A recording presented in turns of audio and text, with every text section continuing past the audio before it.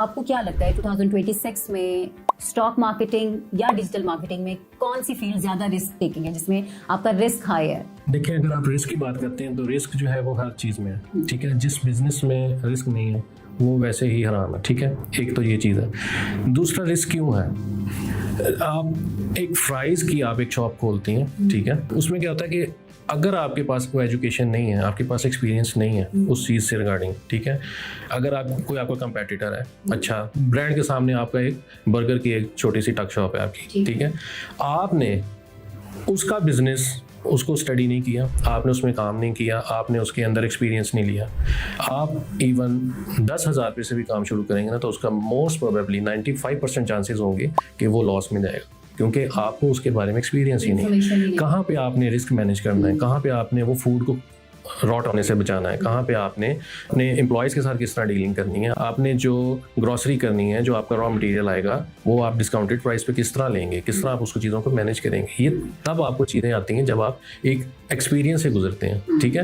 तो बात वही आती है कि हम स्टॉक मार्केट को समझते हैं कि 2 हफ्तों के अंदर या हम इन्वेस्ट करेंगे और हमें यहाँ से रिटर्न आना शुरू हो जाएगा, पैसे आने शुरू हो जाएंगे। कोई भी काम ऐसा नहीं है कि जिसमें आप इन्वेस्ट करें और आपको साथ ही पैसे आने शुरू हो जाएं। हाँ, अगर आप इन्वेस्ट करके भूल जाते हैं तो इवेंचुअली आपको 1-2 साल के बाद शॉर्ट टर्म इन्वेस्टिंग है या लॉन्ग टर्म इन्वेस्टिंग है तो डिपेंड करता है। और वो भी अगर कोई बहुत एक्सपीरियंस है, अगर इतना भी एक्सपीरियंस नहीं आपको चाहिए, लेकिन आपको भावना होनी चाहिए कि मार्केट क्या है, ठीक है, सिक्योरिटीज क्या है, आप मार्केट एक्सचेंज में क्या होता है, स्टॉक एक्सचेंज में तो कमोडिटी क्या है, शेयर्स क्या है, शेयर मार्केट बनी क्यों, उसका क्या रीज़न था, ठीक है, और शेयरिंग क्यों करनी पड़ी और शेयर होल्डर्स को क्या फ़ायदा होता है। तो ये सारी चीज़ें आपको बेसिक्स जब पता होती हैं तो उसके बाद जब उसके अंदर आप इन्वेस्टमेंट करते हैं या उसमें जब आप ट्रेडिंग करते हैं तब आपको पता होता है कि मैंने अपना रिस्क कितना रखना है और इतना मेरा रिवॉर्ड होगा। अब इसमें कितनी मज़े की बात है कि अगर मैं आपको कहूँ कि इस रूम के अंदर आप 1000 रुपये आपके पास अगर हो तो आपका मैक्सिमम लॉस जाहिर है 1000 रुपये होगा।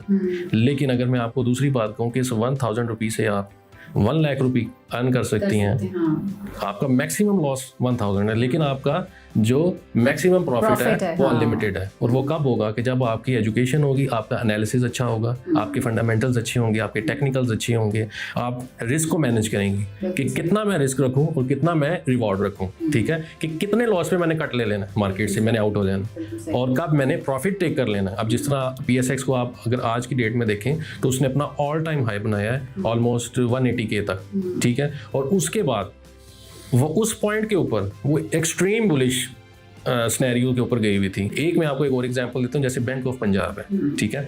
अब बैंक ऑफ पंजाब 45 का अपना ऑल टाइम हाई लगाया उसने और अभी वो आपको डिस्काउंटेड प्राइस पे मिल रहा है 27 के ऊपर, ऑलमोस्ट 50% जो है वो आपको डिस्काउंटेड प्राइस पे मिल रहा है। अब जो थोड़ा सा टेक्निकली साउंड होगा या फंडामेंटली साउंड होगा कि पंजाब गवर्नमेंट ने इस दफ़ा बहुत ज़्यादा रेवेन्यू जनरेट किया है और बैंक ऑफ पंजाब क्योंकि पंजाब प्रोविंस का बैंक है तो उसमें वो रेवेन्यू आएगा। उस बैंक के अंदर और भी जो जॉइंट वेंचर्स कर रहा है डिफरेंट स्टार्टअप्स के साथ, तो क्या होगा कि उस बैंक के अंदर वो टेक्निकली और फंडामेंटली जब स्ट्रांग होगा उसमें इन्वेस्टमेंट आएगी और उसके अंदर जब ग्रोथ होगी तो वो एक अच्छा स्टॉक है बाई करने के लिए।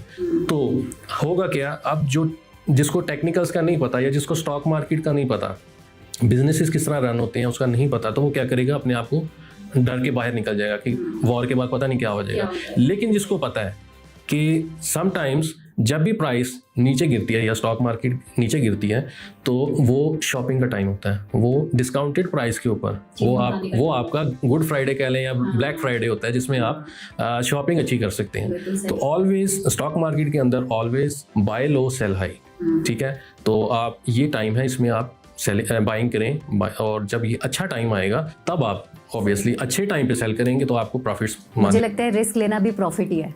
देखें, कभी भी जो रिस्क लेते हैं, रिस्क ना लेना भी रिस्क है।